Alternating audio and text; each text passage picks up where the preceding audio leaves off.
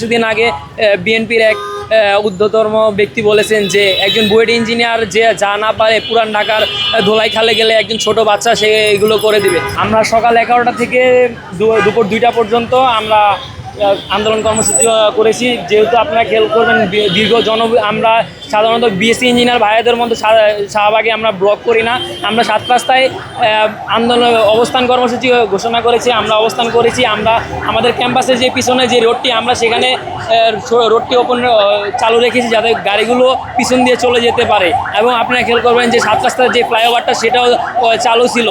মূল আমরা 2টি রাস্তা চালু রেখেছিলাম, আর যেই সরকারি যেই ইমার্জেন্সি যানবাহনগুলো যেমন অ্যাম্বুলেন্স, পুলিশ, ফায়ার সার্ভিস এগুলো আমরা তাৎক্ষণিকভাবে আমরা ছেড়ে দেওয়ার ব্যবস্থাও করে দিয়েছি।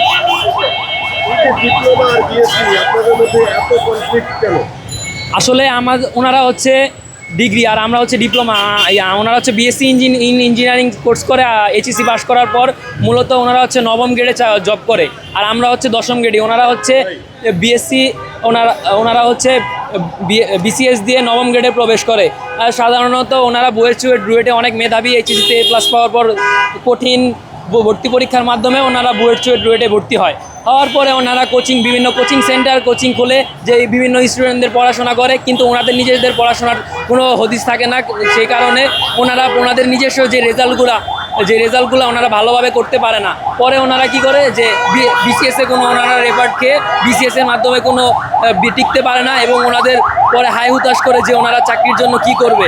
পরে ওনারা দেখতেছে যে ডিপ্লোমা ইঞ্জিনিয়াররা তো 10ম গ্রেডে চাকরি করে, 2য় শ্রেণীর কর্মকর্তা সেখানে আমরা আমাদের অশ্লীলতা তৈরি করে যে আমাদের সেক্টরে ঢুকে চলে আসতেছে। আপনারা তাদেরকে পূর্ণ মর্যাদা দিতে চান না কেন, বা তারাই বা আপনাদেরকে পূর্ণ মর্যাদা কেন দিতে চায় না? আর তারপর দ্বিতীয়ত কথা হচ্ছে তারা পড়াশোনা করে, ঠিক আছে, আপনারা পড়াশোনা করেন, সবই ঠিক আছে, কিন্তু তারপরে আপনাদের মধ্যে তো একটু পার্থক্য আছে। জি, আমরা অবশ্যই ওনারা হচ্ছে আমরা হচ্ছে ফিল্ডিং ইঞ্জিনিয়ার, ওনারা হচ্ছে ডেস্ক ইঞ্জিনিয়ার। ওনারা হচ্ছে মূলত আমরা হচ্ছে মাঠে ঘাটে সব জায়গায় কাজ করি, আর ওনারা হচ্ছে মূলত অফিস আদালতে যেই দায়িত্বগুলো পালন করে ওনারা হচ্ছে সেগুলো করে।